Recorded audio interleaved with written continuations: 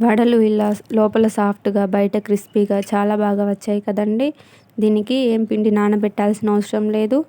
ఇంట్లో ఉన్న ఐటెమ్స్ తోటే చాలా ఈజీగా ఒక 5 మినిట్స్‌లో చేసుకోవచ్చు. ఎలానో చూసేద్దాం రండి. హాయ్ అండి. This is Maheshwari. Welcome back to my channel. దీనికోసం నేను అన్నం వాడుతున్నానండి. మనకు పొద్దున కానీ, సాయంత్రం కానీ కొంచెం అన్నం మిగిలిపోయి ఉంటుంది కదా! దాన్నే వాడుతున్నాను. ఒక కప్ తీసుకుంటున్నాను. దాన్ని మిక్సీ జార్‌లో వేసి మంచిగా అంటే మరీ మెత్తగా కాకుండా ఇలా అంటులాగా ఉండకుండా మంచిగా మిక్సీ పట్టుకోవాలి బరకగా. దాన్ని కొంచెం వాటర్ కూడా యాడ్ చేసుకోండి. వాటర్ యాడ్ చేసుకొని చూపిస్తున్న విధంగా మంచిగా మిక్సీ పట్టుకోండి. మిక్సీ పట్టుకున్న తర్వాత దీన్ని ఒక గిన్నెలోకి తీసుకోండి. చూడండి రైస్‌ని ఇలాగా మిక్సీ పట్టుకోవాలి. ఈ మిశ్రమాన్నంతా ఒక గిన్నెలోకి తీసుకొని సన్నగా తరుక్కున్న ఒక ఉల్లిగడ్డ, 2, 3 పచ్చిమిరపకాయలు సన్నగా తరుక్కొని ఇందులో వేసుకోండి. అందులోనే 2 స్పూన్ల బియ్యపిండి, పొడి బియ్యపిండి వేసుకోండి. తర్వాత కొంచెం సాల్ట్, కొంచెం బేకింగ్ సోడా వాడుతున్నాను నేను. జీలకర్ర కూడా వేసుకోండి. నేను స్కిప్ చేశాను అంటే మర్చిపోయాను అన్నట్టు.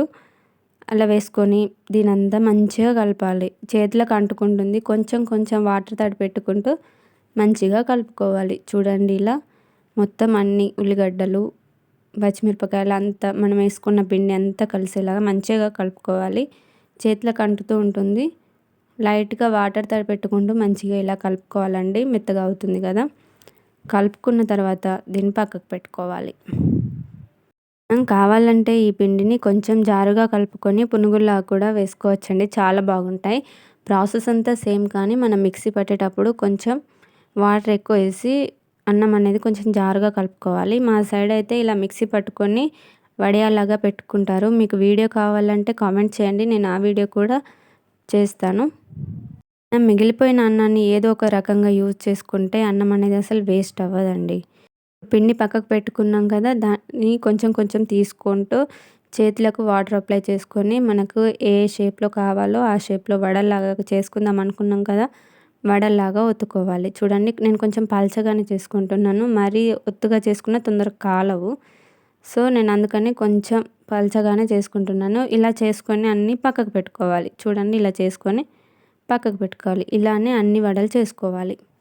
కొంచెం కొంచెం పిండిని తీసుకుంటూ ఇలా వడలాగా ఒత్తుకొని పక్కకు పెట్టుకోవాలండి. అన్నీ ఒక్కసారి అయిపోయిన తర్వాత అన్నీ ఒకేసారి చేసుకొని పక్కకు పెట్టుకొని వీటిని మనం ఒకేసారి కాల్చుకోవాల్సి ఉంటుందండి. చూడండి ఇలా అయిపోయిన తర్వాత అన్నీ ఒకేసారి చేసుకొని పక్కకు పెట్టుకోవాలి. తర్వాత గ్యాస్ ఆన్ చేసి మూకుడు పెట్టుకొని అందులో ఆయిల్ వేసుకొని అది హీట్ అయ్యాక మనం చేసుకున్న వడల్ని కాల్చుకోవాలి మంచిగా. ఇలా ఒకదాని తర్వాత ఒకటి వేసుకుంటూ వీటిని గోల్డ్ కలర్ వచ్చే వరకు మంచిగా ఫ్రై చేసుకోవాలి. చూడండి మంచిగా వీటిని ఎంత బాగా కాల్చుకుంటే అంత క్రిస్పీగా వస్తాయండి. వీటిని హై టు మీడియం ఫ్లేమ్‌లో ఉంచుకుంటూ మంచిగా గోల్డ్ కలర్ వచ్చే వరకు ఖచ్చితంగా కాల్చుకోవాలండి. అప్పుడే మనకు వడలు అనేవి క్రిస్పీగా వస్తాయి. చూడండి ఇలా టర్న్ చేసుకుంటూ మధ్య మధ్యలో మంచిగా గోల్డ్ కలర్ వచ్చే వరకు ఫ్రై చేసుకోవాలి. గోల్డ్ కలర్ వచ్చేంత వరకు ఉంచి చూసారు కదా! ఇలా గోల్డ్ కలర్ వచ్చిన తర్వాత పక్కకు తీసుకోవాలి. అలాగే మిగిలిపోయిన వడలు కూడా వేసుకొని మీడియం టు హై ఫ్లేమ్‌లో మంచిగా గోల్డ్ కలర్ వచ్చే వరకు కాల్చుకోవాలి. మీకు వడల్లో ఏ టైప్ వడలంటే ఇష్టం కామెంట్ చేయండి. చూసారు కదండీ! చాలా ఈజీ అండి ఈ వడలు చేసుకోవడం. ఇలా అన్నీ కాల్చుకున్న తర్వాత మీకు నచ్చిన చట్నీతో సర్వ్ చేసుకోవడమే. ఇంకా రైస్‌తో ఏమైనా రెసిపీస్ కావాలంటే కామెంట్ చేయడం మాత్రం మర్చిపోకండి. Thanks for watching.